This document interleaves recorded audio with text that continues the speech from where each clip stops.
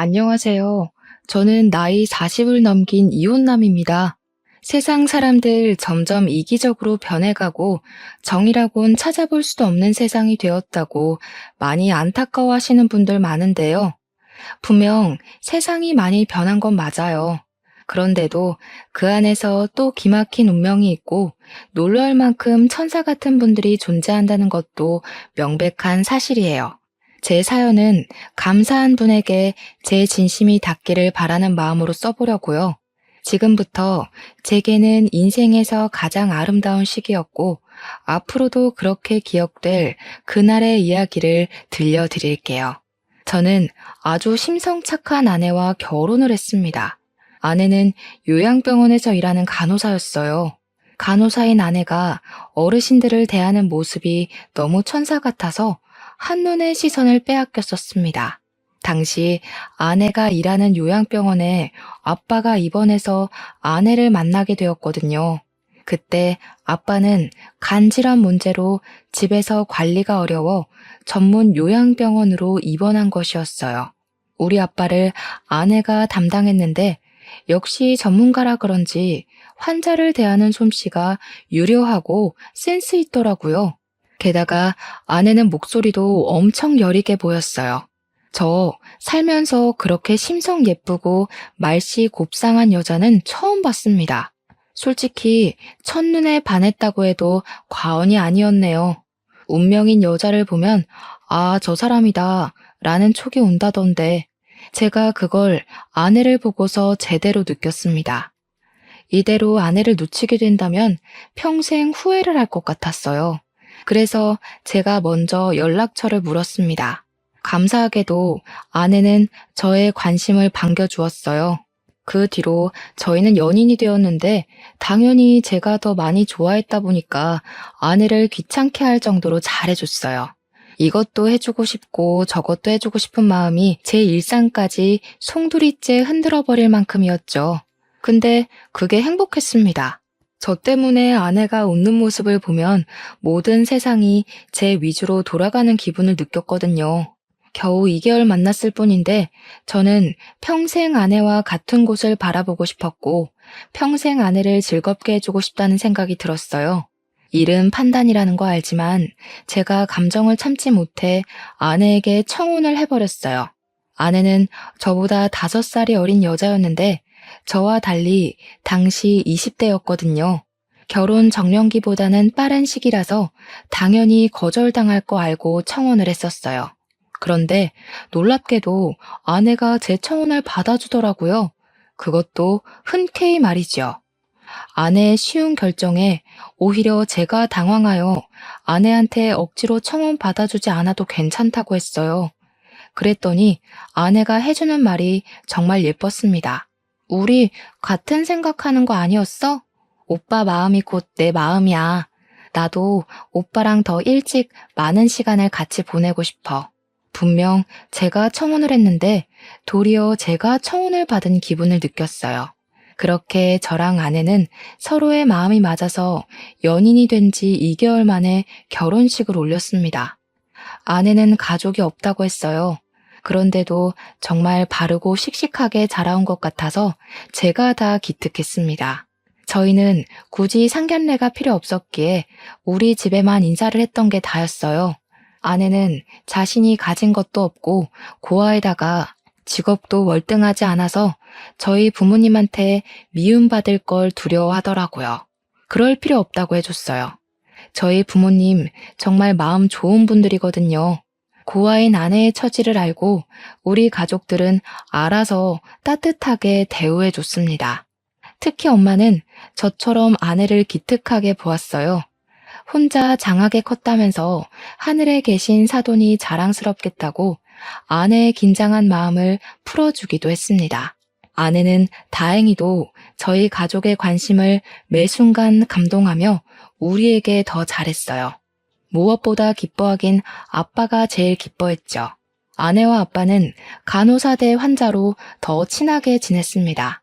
아내도 일을 하면서 시부 모시는 마음으로 입원 중인 아빠를 세심하게 보필해 주었어요. 아내는 마치 원래 우리 식구였던 것처럼 잘 어울렸습니다. 엄마는 저녁마다 우리를 꼭 불러서 아내를 밥 한 끼 든든하게 먹인 후에 배웅해주고 그랬어요. 아내가 저희 집안 식구가 되자 집안에 햇살이 든 것처럼 행복에 겨운 날들이 늘어갔는데요. 어느 날이었어요. 아무리 가정이 화목하더라도 아빠의 병환이 이유 없이 회복될 순 없잖아요. 아빠는 갈수록 건강이 안 좋아졌어요. 간 공여자가 쉽게 나타나지 않아서 아빠의 수술은 계속 미뤄지고만 있던 상황이었습니다. 그런데 저희가 너무 단기간에 사이가 가까워져서 그런가 어느 날 아내가 파격적인 제안을 해왔는데요. 아빠 병실로 우리 식구를 전부 모아놓고 얘기를 해주더라고요. 제가 아버님께 간 이식을 해드리고 싶어요. 아버님 더 늦으면 정말 고비일 수 있거든요. 제가 간 이식하는 거 허락해달라고 불렀어요. 아내의 제안을 듣고 깜짝 놀란 엄마와 저는 당황해서 서로 대답을 눈치 보고 있었어요. 그러다 엄마가 나서서 아내에게 그럴 필요 없다고 거절을 하였습니다. 하지만 아내도 엄마가 거절을 할 것 같았는지 이미 조직 검사까지 다 받았다고 고백하더라고요. 안 된다. 우리가 어떻게 남의 집 귀한 딸내미한테 그런 짓을 하겠어. 그건 내가 나중에 사돈 얼굴 볼 낯이 없을 것 같아. 다른 방법이 분명히 있을 거다. 꼭 알맞은 공여자가 나타날 거야. 그 알맞은 공여자가 저예요. 저라고 생각해 주세요, 어머님. 아버님부터 살리고 봐야죠. 전 정말 괜찮습니다. 다른 건 생각하지 마시고 지금은 아버님 살리겠다는 생각만 해주세요. 아내는 아빠를 꼭 살리고 싶어 했습니다. 그건 우리 가족 다 마찬가지였어요. 그래서 저랑 엄마는 아내가 강력하게 주장하는 것에 끈질기게 반대를 못했습니다. 아내를 만나기 전까지 저희 집안이 지옥 같긴 했었거든요. 아빠를 위해서 저랑 엄마 둘 다 조직 검사를 했는데 불일치가 나오는 바람에 하루하루 공여자가 나타나기만을 기다리면서 괴로운 시간을 보내고 있었단 말이죠.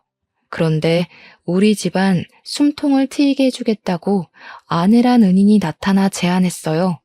심지어 아내는 우리에게 이식을 허락해달라고 부탁까지 하고 있었습니다.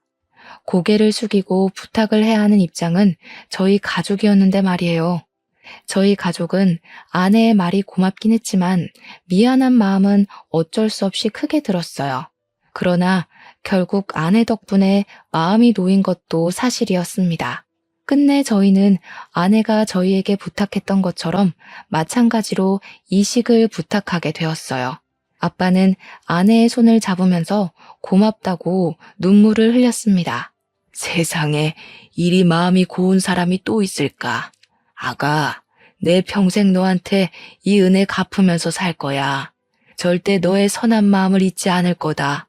그렇게 아빠는 아내의 간을 이식받게 되었습니다. 당연하게도 건강을 회복하셨어요. 그날로 우리 식구는 아내에게 고마워서 더 잘했습니다.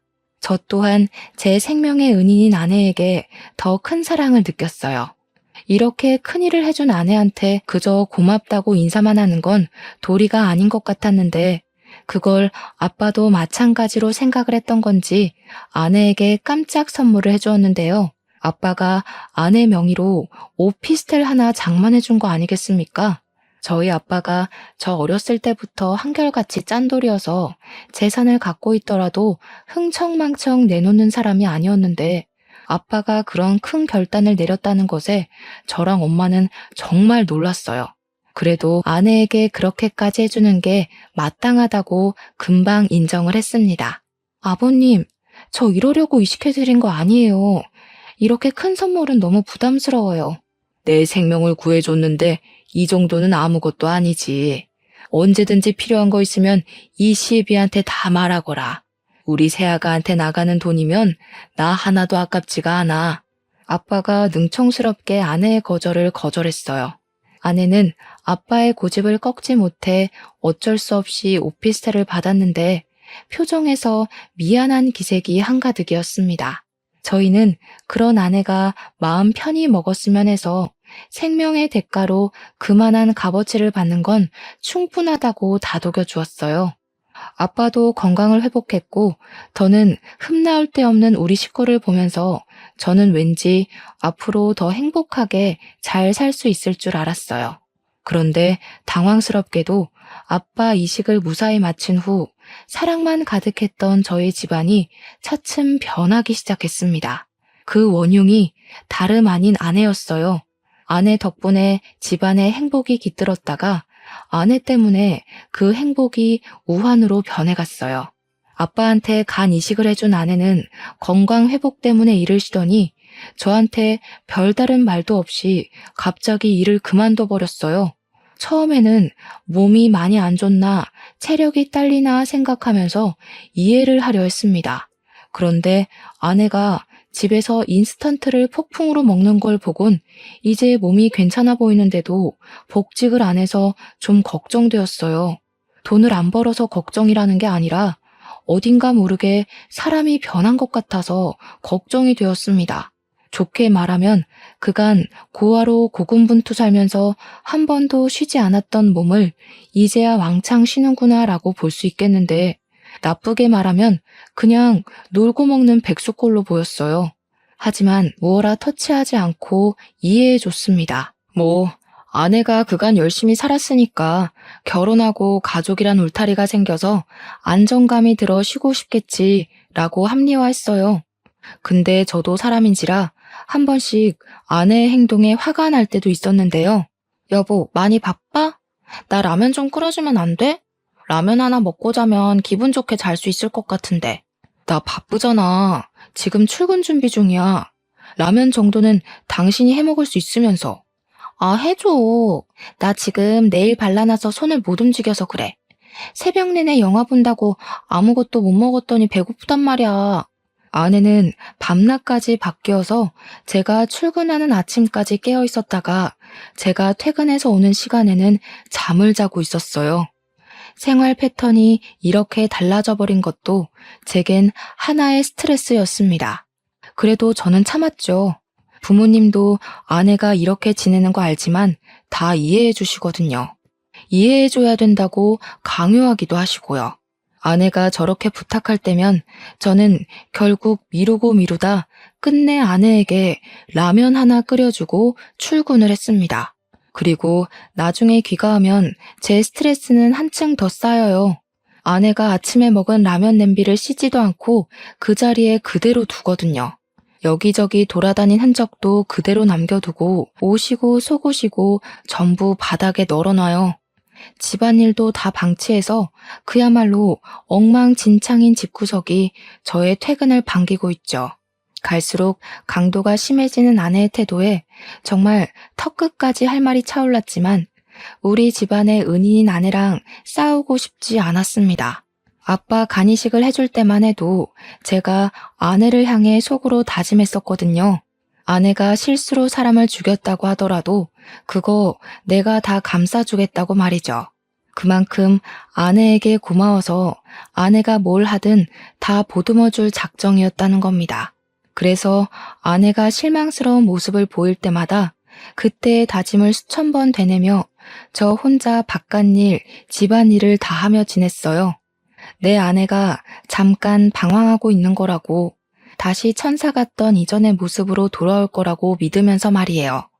아내는 아빠한테 받은 오피스텔에 세를 주고 있었어요. 그래도 그나마 그건 관리를 잘하는 것 같았습니다. 유일하게 그 오피스텔 관리만이 아내를 움직이게 했어요. 입주민이 민원을 넣으면 해결해 주려고 외출을 했거든요. 그때만이 그나마 멀쩡한 사람이 되는 아내에게 저는 차비하라고 용돈 2, 3만 원씩 쥐어주기도 했어요. 그거라도 열심히 해야지. 안 그럼 아내가 완전히 망가질 것 같았거든요. 그러나 조금이라도 아내가 나아지길 바랬던 저의 바램은 끝내 산산조각이 나고 많은 일이 생겼는데요. 어느 날 엄마한테 전화 오길래 받았더니 엄마가 당황스러운 소리를 하시더라고요. 며느리가 갑자기 전화 와서는 차 한 대만 해달라고 그랬다니까. 그걸 아빠가 해줬어. 경차는 또 창피해서 싫다고 기어코 세단 하나 뽑았다. 돈이 얼마나 들은 줄 아니?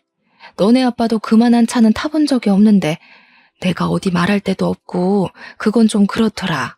뭐라고요? 아내가 차를 뽑아달라 했다뇨.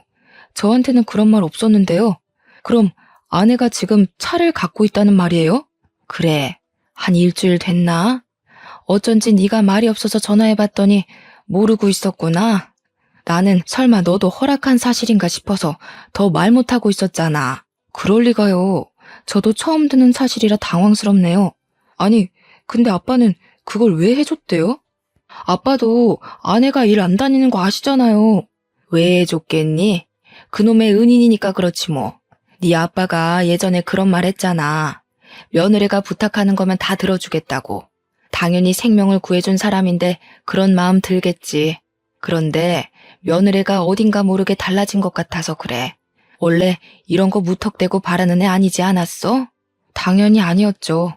제가 아는 아내도 부모님이 아는 아내도 무례한 요구를 하는 사람이 아니라는 걸 알고 있습니다. 그런데 이렇게까지 변할 수도 있는 걸까요? 부모님도 저와 마찬가지로 혼란을 느꼈나 봅니다.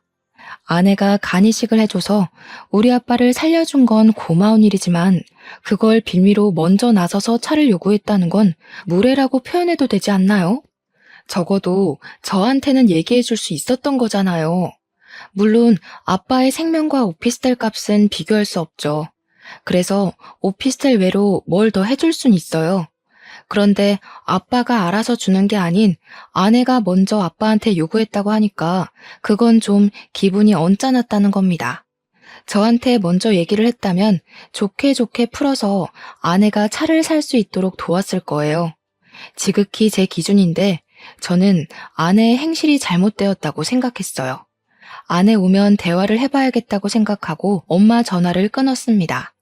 그런데 제가 퇴근하고 집에 왔는데도 집안이 컴컴하기만 할 뿐 어디에도 아내가 없는 겁니다. 평소처럼 자고 있는 것도 아니더라고요. 그래서 아내한테 전화를 걸었어요. 마침 다 왔다고 하대요. 바깥에 나온 김에 다른 일을 보느라 늦었다고 5분 뒤에 도착한다더라고요. 저는 집을 내려가 건물 입구에 서서 기다렸어요.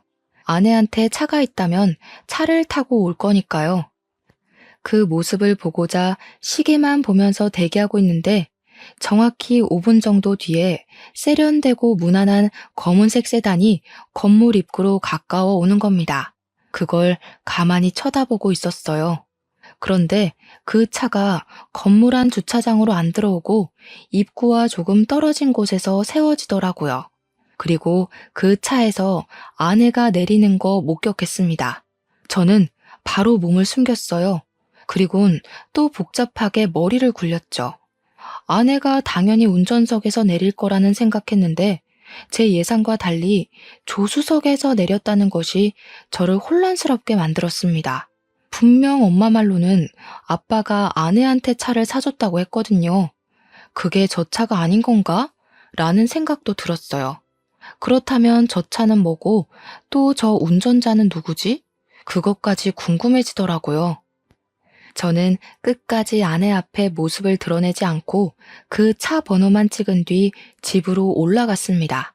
그리고 얼마 뒤 들어오는 아내에게 엄마한테 들었던 사실을 물어봤어요. 응, 내가 아버님한테 사달라고 했어. 모르고 있었어? 나는 아버님이나 어머님이 당신한테 말한 줄 알았는데. 우리 부모님 원래 입 무거운 거 알잖아. 그래서 차는 왜? 당신 일도 안 하면서 차가 왜 필요한데? 뭐야, 말 서운하게 하네. 일 안 하는 사람은 차 있으면 안 돼?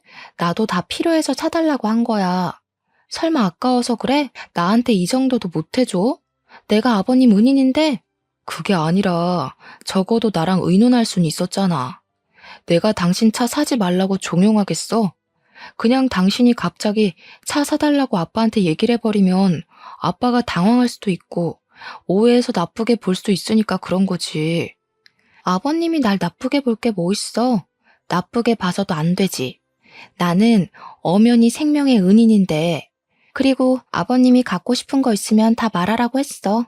이날 저는 무언가 잘못되어 가고 있다는 걸 아주 크게 느꼈습니다. 아내가 우리 아빠한테 간이식해준 걸 권리로 이용하고 있다는 걸 깨달았어요.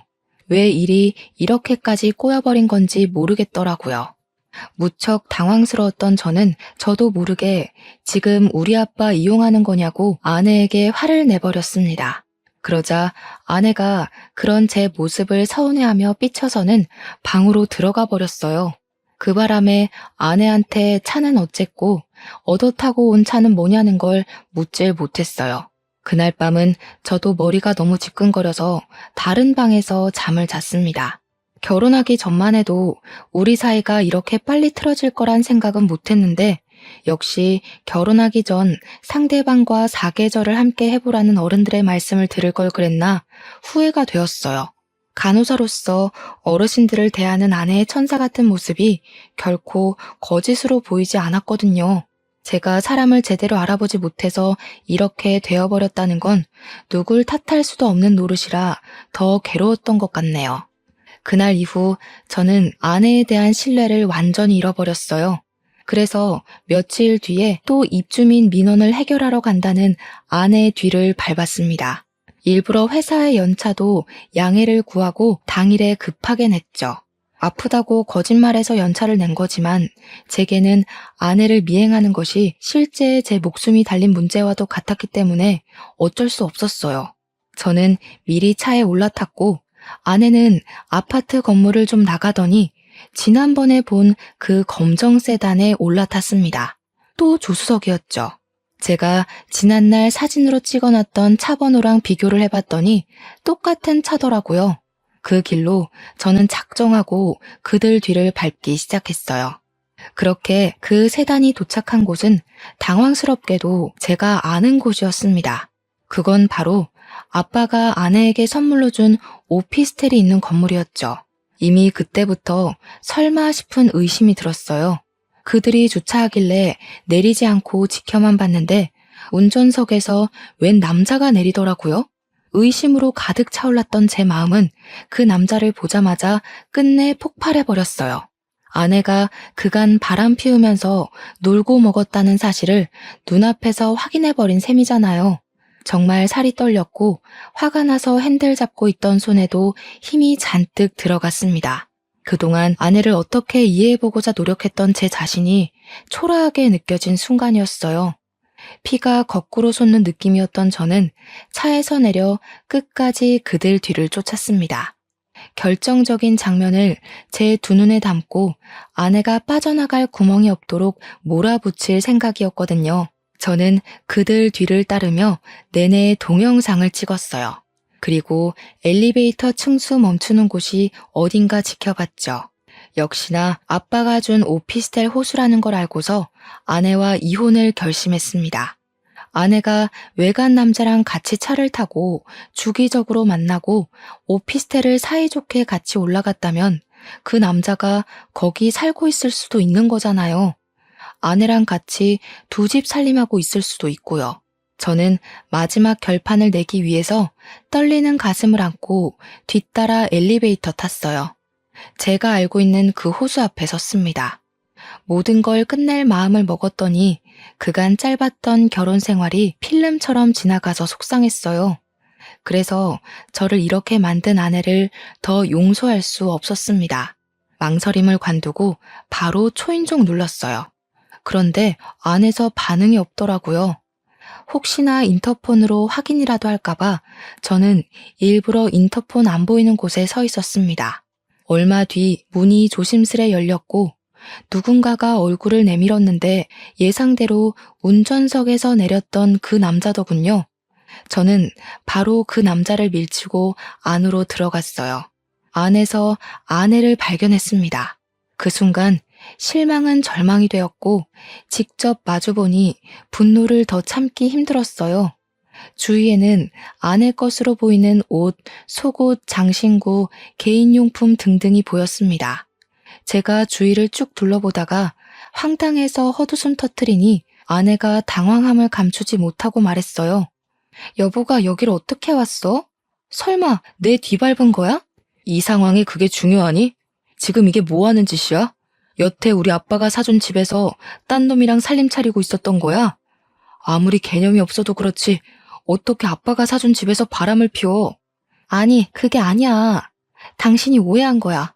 우리 이상한 사이 아니고 그냥 친구야. 옛날부터 가까이 지냈던 친구. 친구 같은 소리 하네. 네가 무슨 변명을 대도 내 눈으로 직접 본 걸 설득시키진 못해. 이렇게 증거가 수두룩빽빽한데 어떤 멍청이가 그딴 해명에 속겠어. 내가 당신 많이 좋아했다고 이런 것도 눈 감아줄 거라 생각했던 거야? 사람을 기만해도 정도가 있어야지. 네가 우리 아빠를 살렸다고 해서 내가 네 불륜을 이해할 필요는 없는 거잖아. 더는 못 참아주겠다. 그만 이혼하자. 이혼하자는 제 말에 아내는 갑자기 울음을 터뜨리면서 저를 붙잡았습니다. 그 손길마저 싫어서 저는 아내를 강하게 뿌리쳤어요. 그랬더니 아내가 힘없이 넘어져 버리더라고요. 더 이상 저랑 상관없는 사람이니 아내가 어떻게 되든 신경 안 쓰고 나가려 했습니다. 그런데 갑자기 상간남이 나서서 제 멱살을 잡더라고요. 어떻게 여자를 때려요? 우리 누나가 그런 거 아니라잖아요. 적어도 사람이 하는 말은 들어보고 판단을 해야 될 거 아닙니까?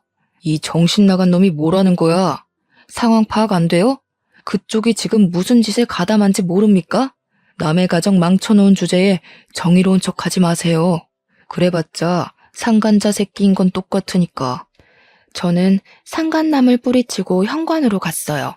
그런데 문고리를 잡고 열자마자 뒤에서 상간남이 누나 하면서 소리를 치더라고요. 무슨 쇼를 보여주려고 그러나 싶어 돌아봤는데 아내가 기절해 있는 겁니다. 살짝 당황하긴 했지만 결국 쇼한다고 생각했어요. 제가 이미 눈으로 확인한 게 있는데 그들 상황극에 넘어가 줄 리 없잖아요. 무시하고 나오려고 했는데 그 순간 상간남이 서럽게 울면서 119까지 신고를 하더라고요. 그제야 당황한 저는 속는 셈 치고 다시 아내에게 가봤습니다. 제대로 확인한 아내는 정말 의식 없는 모습이었어요. 코피까지 흐르고 있더라고요. 깜짝 놀라서 얼른 아내를 끌어안았어요. 정신 차려보라고 흔들었는데도 아내는 마치 죽은 사람처럼 늘어져 있었고 감은 눈 사이로 흰자만 보였습니다. 상간남이 신고한 119가 뒤늦게 도착하고 저는 보호자 자격으로 급히 구급차를 같이 올라탔어요. 그런데 상간남도 따라오더라고요.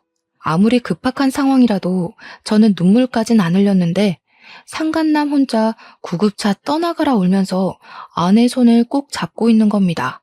구급차에서 내리고 응급실로 향할 때까지 상간남이 아내 곁을 못 떠났어요. 처음엔 저도 정신없어서 상간남의 존재를 신경 써줄 여력 안 되었지만 나중에는 심기에 거슬리더라고요. 그래서 사람들 못 듣게 작은 목소리로 상간남한테 꺼지라고 했습니다. 사람 많은 데서 괜히 개망신당하고 싶지 않으면 그만 가시죠. 아무리 저랑 아내가 이혼할 사이라곤 하지만 저 아직 아내 남편이에요. 지금 그쪽 상당히 선 넘고 있거든요. 상간남은 아직도 아내 때문에 눈물을 흘리고 있었어요. 곧 울음이 범벅된 얼굴로 저를 째려보면서 제 멱살을 잡더군요. 기가 찼습니다. 지금 당장 멱살을 잡고 싶은 입장은 저인데 되레 저를 상간남 취급하듯 노려보는 상간남이 황당했어요. 그때였습니다. 간호사가 와서 아내 보호자를 찾았어요. 그래서 저는 상간남을 밀어내고 바로 손을 들려고 했죠. 그런데 그것마저 상간남이 먼저 손을 들면서 먼저 나서더라고요. 결국 인내심이 바닥으로 떨어진 저는 상간남에게 성질을 내려고 이봐요 하고 불렀습니다. 그런데 그 순간 상간남이 간호사한테 자기를 소개하는 말 때문에 당황해서 말문이 막혀버렸어요. 가족분이세요? 환자분이랑은 무슨 관계세요? 남동생이에요. 우리 누나 어떻게 됐어요? 지금 바로 수술 들어가는 거예요? 보호자는 어디서 기다리면 되죠? 상간남이 정신 못 차리고 간호사를 졸졸 따라갔습니다. 저는 그 자리에 멍청하게 서 있다가 뒤늦게 걸음을 뗐어요. 저 멀리 앞장서서 수술 동의서에 사인하는 상간남을 멀찍이 지켜봤어요. 남동생이라니 아내는 분명 저랑 결혼할 때 고어라고 했습니다. 그런데 갑자기 남동생이 웬 말인 건가 싶었어요. 뜻밖의 상간남의 정체에 상당히 혼란을 느꼈죠. 상간남 말이 거짓말일 수도 없는 게 수술 동의서 때문에 가족관계 조회가 가능한가 보더라고요. 심지어 아내랑 이 상간남이랑 그 병원을 자주 방문했는지 이력에 남아 있었다는 것에서 저는 상간남이 아내의 남동생이 맞다는 걸 더 의심할 수 없었어요. 아내는 남동생이 동의해주는 덕에 수술에 들어갔습니다. 저랑 그 남동생 둘이 수술실 앞에 덩그러니 남아 있었어요. 저는 겨우 눈물을 그친 그 남동생을 물끄러미 쳐다봤어요. 무슨 말을 어떻게 물어야 할지 고민하느라 쉽게 질문하지 못했습니다. 그런데 제가 묻기도 전에 남동생, 그러니까 저한테는 처남인 그 남자가 알아서 말을 해주더라고요. 속이려고 그런 건 아닌데 죄송합니다. 누나가 말하지 말래서 말 못했어요. 사실 우리 누나가 좀 많이 아파요.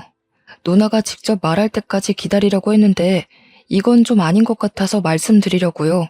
처남이 해주는 아내의 실체는 제가 전혀 알지 못했던 사실들이었고 충격에 입을 다물 수 없었어요. 알고 보니 아내가 혈관 질환이 있어서 1년의 시한부 선고를 받은 상태였더라고요. 아내는 저를 만난 시점에 선고를 받았고 곧 죽음을 앞두었던지라 삶의 의지가 없었는데 저를 만나고 세상이 바뀌었다고 했대요. 저를 많이 사랑했고 사랑하는 사람을 통해 두근거림도 느꼈고 또 그로 인해 다시 사는 기분을 느껴서 좋았다고 했다는 겁니다.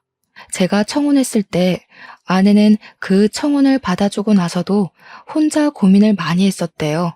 그때 처남이 아내의 고민을 많이 들어줬다고 하더라고요.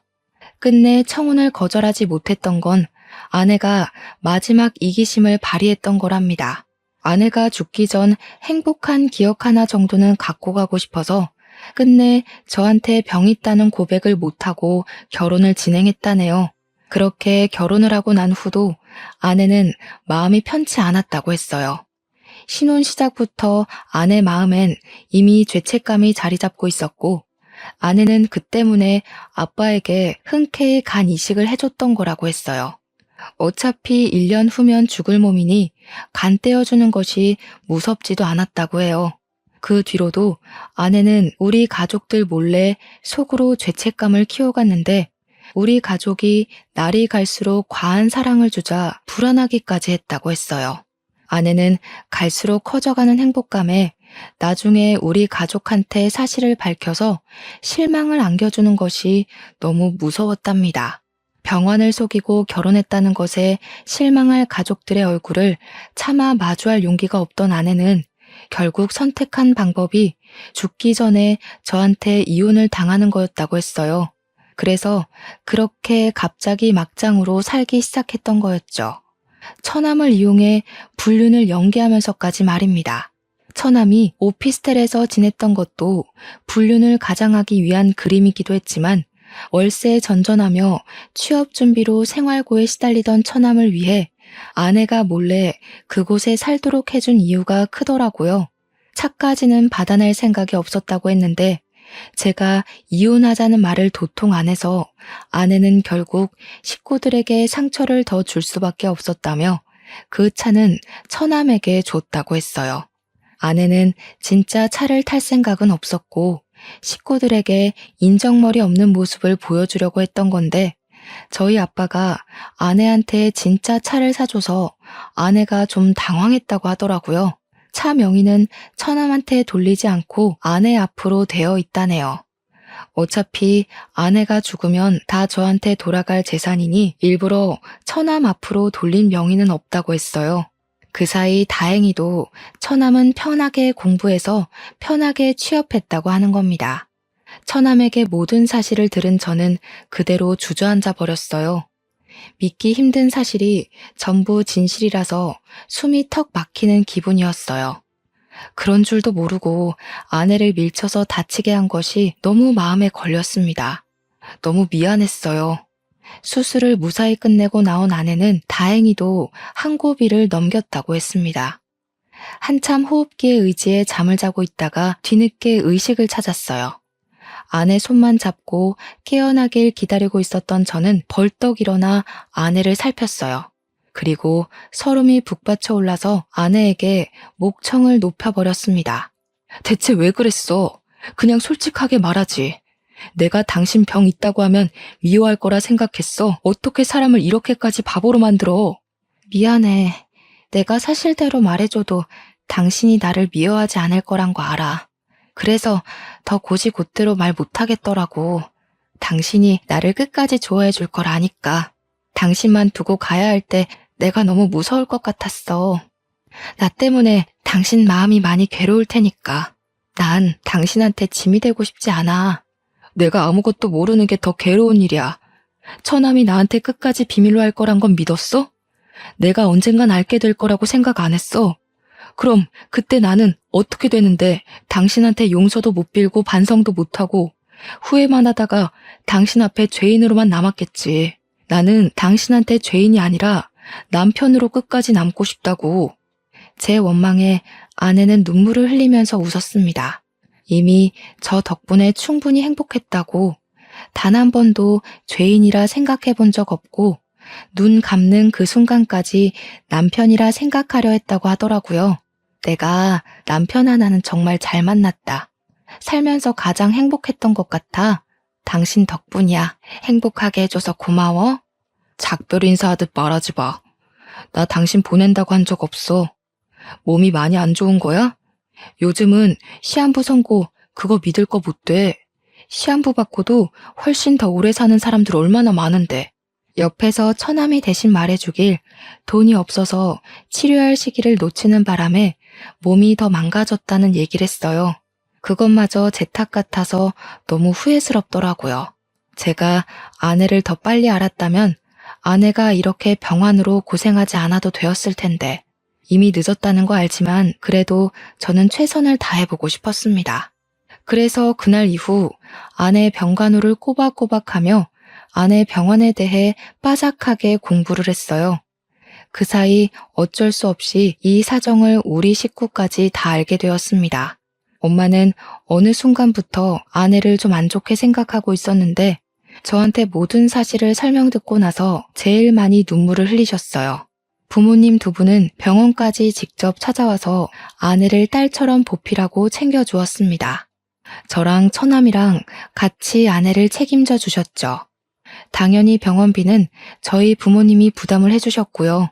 그걸로 처남이 감사하다고 저희 부모님과 저에게 고개를 숙이는데 부모님이 아들 하나 더 있는 것처럼 처남을 안아주면서 고생 많았다고 다독여줬어요. 그러자 처남이 아내가 쓰러졌을 때처럼 눈물을 뚝뚝 흘리더라고요. 아휴, 이 가여운 남매가 어디 또 있을까. 얼마나 고생이 많았어. 그래도 둘이 의지하면서 참 잘 컸다. 남동생이 든든하게 누나 지켜주고 있었으니 누나도 이만큼이나 잘 버텨온 거야. 앞으론 우리가 도와줄 테니까 마음 단단히 먹어요. 그래야 누나가 더 힘내서 치료받지. 고맙습니다. 저희 누나 대신 평생 은혜 갚으면서 살게요. 정말 고맙습니다. 끊어질 뻔했던 가족 간의 인연은 더욱 끈끈해져서 보기 좋은 모습을 띄었어요. 처남도 우리 가족 덕분에 긍정적인 기운을 많이 받았고 하는 일 방해받지 않고서 열심히 근무도 했습니다. 아내도 저와 부모님의 설득에 못 이겨 치료를 받아보겠다고 했어요. 제가 여기저기 수소문해도 아내의 상태는 더 이상 가망 없다는 말만 들었으나 치료를 해볼 순 있다고 해서 포기하지 않았습니다. 저희는 일부러 병실에 달력을 걸지 않았어요. 아내가 날짜를 모르도록 하고 싶었거든요. 실제 아내는 오늘이 무슨 요일인지 한 해가 끝나기까지 얼마나 남았는지를 모르고 생활하였습니다.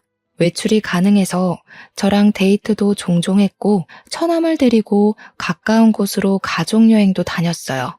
아내는 갈수록 웃는 날이 늘어갔고 얼굴에 혈색이 도는 것이 꼭 건강을 되찾은 사람처럼 보였어요. 그럴 때면 말이 안 된다는 거 알지만 아내의 병환이 완치가 된 게 아닌가 하는 희망을 품었습니다.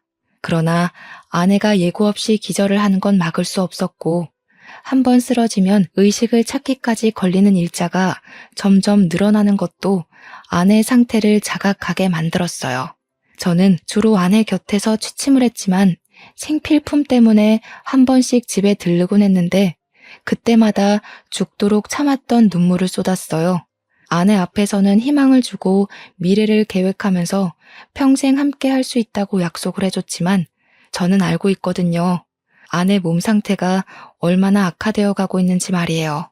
아내를 떠나보낼 준비가 도통 안 되는데 선고받은 시간은 점점 다가오고 날짜를 알고 있는 저희만 갈수록 표정 관리가 어려웠습니다. 어느 순간부터 아내도 제가 집에만 가면 울고 온다는 걸 아는 것 같더라고요. 그럴 때마다 말없이 저를 안아주면서 해주는 말이 있었는데요.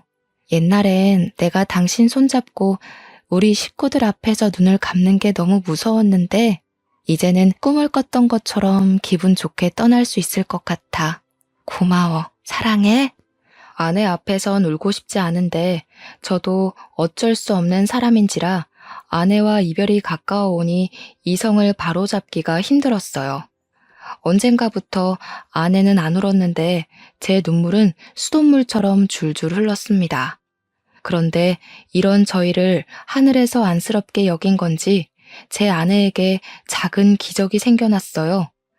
아내가 선고받은 1년의 기간이 이미 지났는데도 아내가 저희 곁을 떠나지 않았다는 겁니다. 당연히 섣부른 기쁨일 수 있기 때문에 일부러 날짜를 넘겼어도 티를 내지 않았어요. 그런데 일주일이 지나고 2주일이 지나고 한 달이 지나도 아내는 저희 곁을 떠나지 않았어요. 그것에 놀란 저는 이 사실을 밝혔고 식구들 또한 전부 놀라서 아내에게 날짜를 가르쳐 줬어요. 가장 어안이 벙벙했던 건 아내였을 겁니다. 그때 저희 가족 모두가 상상만으론 안 될 행복을 가득 느꼈네요. 의사 선생님도 잘 이겨내고 있는 아내와 진심을 다해 돕는 가족들이 있어서 일어난 기적인 것 같다고 하더군요. 이렇게 쭉 행복할 일만 있었다면 좋았겠지만 한참 기운이 좋다가 어느 순간 갑자기 아내 건강이 확 꺾여버렸어요. 그때 저희 가족들은 또 한 번의 절망을 느꼈습니다. 어쩌면 시한부 기한을 넘기기 전보다 더 큰 절망을 느꼈는지도 몰라요. 저희는 다시 으쌰으쌰 힘을 내려 했으나 이젠 정말 마지막이 다가오는구나를 느꼈을 정도로 아내는 큰 병마와 싸웠어요. 그렇게 아내는 1년 시한부 선고를 받고 1년을 더 산 뒤에 결국 눈을 감고 말았습니다. 아내는 자신에게 시간이 얼마 남지 않았다는 걸 느꼈는지 눈을 감기 10분 전쯤에 우리 식구들한테 기운내서 작별 인사를 했어요. 좋은 기억 만들어줘서 고맙습니다. 다들 저한테 은인이에요. 제 동생한테도 좋은 가족이 되어준 거 정말 감사해요. 꼭 잊지 않을게요. 가족들에게 끝인사를 한 아내는 제게 개인적으로 더 행복했으면 좋겠다는 말을 하고는 잠을 자듯 그렇게 눈을 뜨지 못했습니다. 우리 식구는 그 자리를 한동안 뜨지 못하고 정말 많이 오열했어요. 사람이 숨을 거두고 나면 인체 중 청력 기능이 가장 늦게 죽는다고 하더라고요. 저는 끝까지 아내 손을 잡고 울면서 사랑한다는 말을 많이 해줬네요. 그 뒤로 저는 공허한 시간을 보냈어요. 아내 앞으로 된 사망보험금이 전부 제게로 왔고 아내가 아빠한테 받았던 재산도 전부 저한테 상속되었습니다. 아내는 정말 저희 가족한테서 조금도 욕심낸 것이 없었고 가져간 거라곤 저희들과 함께한 추억밖에 없었죠. 첫인상부터 천사로 보였던 아내는 끝까지 천사가 맞았네요. 제게 곁에 잠깐 머물다간 하늘의 소유물이었다고 위안을 삼고 있습니다. 잠깐이었다고 하더라도 저는 아내를 절대 잊지 못할 겁니다. 아내에 대한 그리움이 너무 강해서 재혼 생각은 전혀 안 하고 있어요. 그리고 아내랑 헤어졌다고 해서 홀로 남은 처남과 남처럼 지내고 싶진 않았어요. 가족이 되어주고 싶어서 처남을 근근히 챙기고 있습니다. 저희 집에 2주에 한 번은 와서 같이 밥을 먹곤 해요. 원래 아내 것이었던 오피스텔이랑 차는 제가 처남 명의로 돌려주었어요.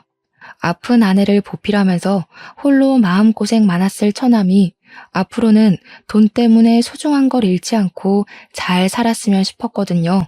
심지어 아빠는 아내에게 갚을 평생 은혜를 처남에게 대신 갚아줄 생각인가 보더라고요. 아내한테 그랬던 것처럼 처남에게도 뭐 필요하면 언제든지 말하라면서 든든한 부모가 되어주셨어요. 저희가 여전히 끈끈하게 살고 있다는 걸 아내가 보고 좋아해줬으면 좋겠네요. 아마 아내의 심정이라면 분명 저희 가족의 행복을 더 빌면서 앞길이 순탄하도록 보좌해주지 않을까 싶어요. 언젠가 다시 만나게 될 아내를 생각하면서 이만큼 사연을 써보았습니다. 이 글을 아마 아내에 관한 저의 마지막 기록이 될 것 같네요. 들어주시는 청취자분들이 계셨기에 제게 이렇게 아내의 기억을 또 한 번 떠올려 봅니다. 너무 감사하고요. 부디 다들 건강하게 오래오래 행복하셨으면 좋겠어요. 고맙습니다.